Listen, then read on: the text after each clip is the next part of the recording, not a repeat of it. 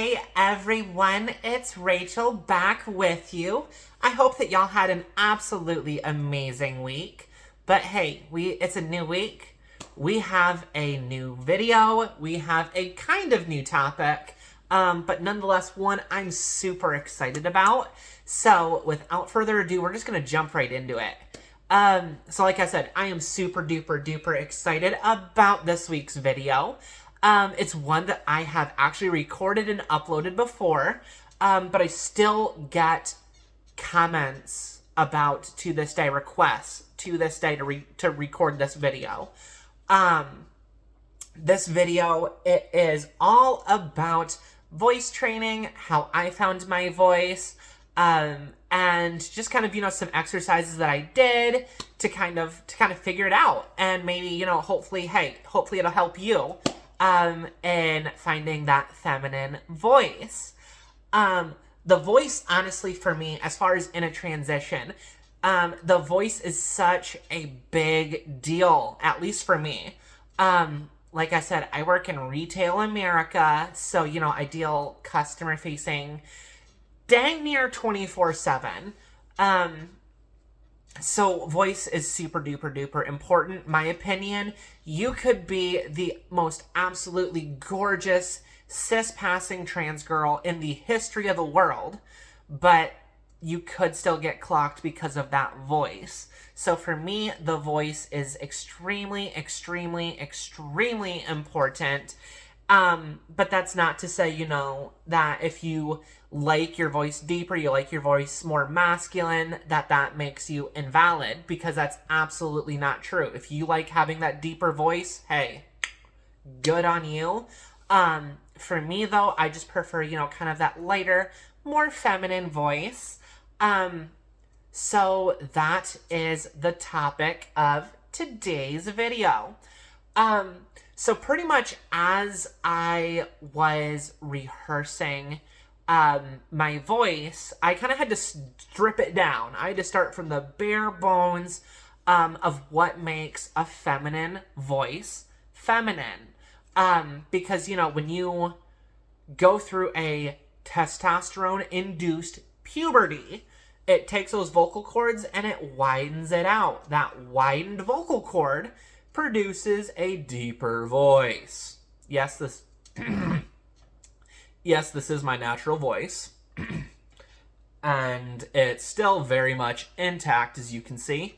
But when you go through a testosterone-induced puberty, you get that deeper voice. And really no amount of hormones in the world is going to make those vocal cords, thinner. They're going to stay wide. So the only way to get that vocal cord thinner and get that voice higher is through vocal training. So, pretty much what I found that makes a feminine voice feminine, the most of what I found of what makes that feminine voice feminine is, of course, pitch, but then also speech pattern. So when it comes down to it, those are the two biggest things, in my experience, that impact voice. If you have, that pitch, higher or lower, it makes the voice sound more feminine, but then also just speech pattern. Men and women, male and female, tend to have a different speech pattern, and it's just something that we've literally learned through birth. People who are assigned male at birth usually grow up watching more masculine people and kind of emulating that voice, because that's what we're told we're supposed to do. And people assigned female at birth do the exact same thing. So when you transition, especially when you transition later in life, like me, you kind of have to change that speech pattern up a little bit, at least in my experience, at least for me. But anyway, some exercises that I've kind of learned to get there. So I'm gonna start off with pitch, because pitch, I think that's where it begins. That's where it starts. So with pitch, pitch, of course, is how high or low your voice is. And for me, like, I can literally feel a difference. Like when I use my dude voice, I literally feel a rumble in my chest. I guess, like, maybe I'm the only one here, but when I was growing up, I was soft-spoken, and I was always told, speak with your chest, son. Well, that's probably where it comes from, because literally, when I talk in that lower register, that lower dude voice, I literally feel a rumble in my chest. Where when I use my more feminine voice, I feel like my voice is more up here, not here. It's more up here, not here. And to get my pitch up, I don't know. I did a couple things. Basically, what I focused on was making my voice more breathy. Basically, I just tried to make sure that I always had. I feel like it takes more wind to keep that pitch up. So that's what I always tried to do, was make sure that I had enough air behind my voice to give it that feminine pitch. On top of that, you also have to watch the larynx. The larynx needs to be raised up to help give you that feminine pitch. Now, how do you raise that larynx up? One thing I always did for muscle memory, just so I could feel what it's like to get that larynx up. That larynx rises when you swallow, right? So basically what I would do is I would swallow, and when that larynx was elevated, I would try to, just using my muscles, no hands, we're not strangling people here, I would use just my, vocal cord muscles, my neck muscles, and I would try to hold that larynx up for, maybe 10, 20 seconds. And I would do that a couple times during the day, just to kind of get the muscle down, get that muscle memory going.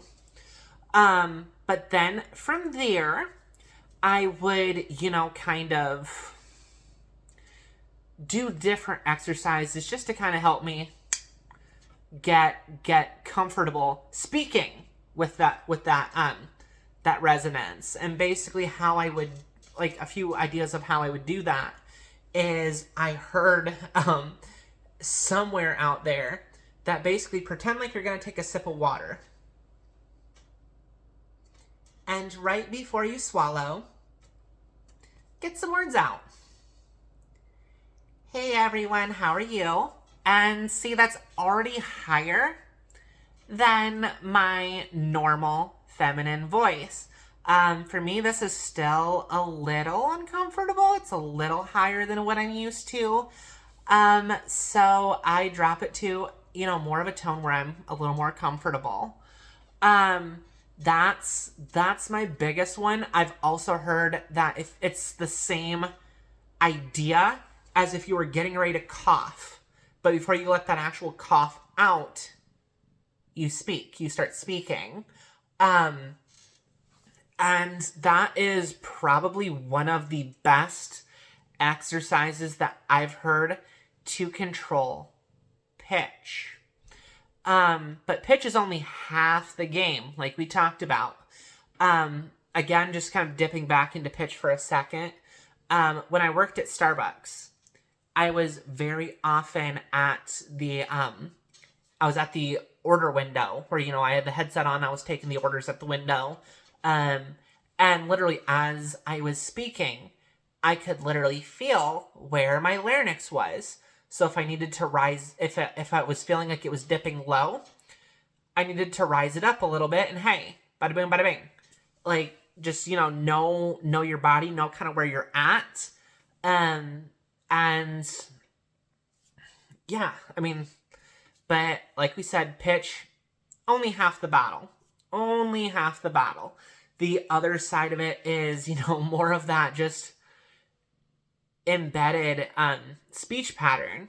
So pretty much my biggest thing with speech pattern, I guess it helps to maybe hear it. So I'm going to try to give you a brief demonstration of what that speech pattern looks like.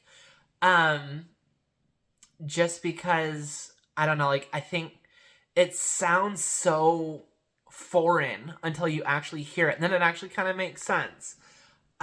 So for speech pattern, let's see, just because it's football season and I'm a big football fan, I'm going to kind of use that as a example here. Give me something to talk about here as an example, because I could talk about football all day, every day.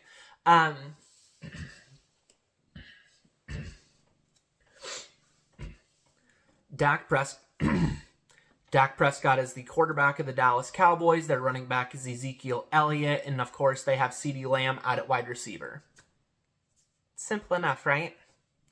All right, same exact sentence, same exact group of sentences here. Dak Prescott is the quarterback of the Dallas Cowboys. Of course, their running back is Ezekiel Elliott, and their star wide receiver is CeeDee Lamb. Exact same sentence, but the speech pattern behind the feminine voice helped it come out just, a little bit softer, a little bit more feminine. Maybe I'm crazy. Hey, I might be. There's a very good chance of it. But I just felt like, that was just a little bit softer, a little bit more feminine, a little bit lighter. Didn't come off as aggressive or masculine. But essentially where I kind of got my speech pattern down was I picked a celebrity with my gender identity. So in this case, a female celebrity. And in my case, I chose Lady Gaga. Sorry, don't judge me. And pretty much what I would do is I turned on a Lady Gaga interview. And I literally watched, sentence by sentence. Lady Gaga says a sentence, pause, repeat same sentence. Kick back on, sentence, pause, repeat. On, sentence, pause, repeat. Over and over and over and over. And when I was doing this, I would focus on pitch, sure, but that wasn't what I was mostly focused on. I was mostly concerned with that speech pattern and trying to emulate her as much as humanly possible. And,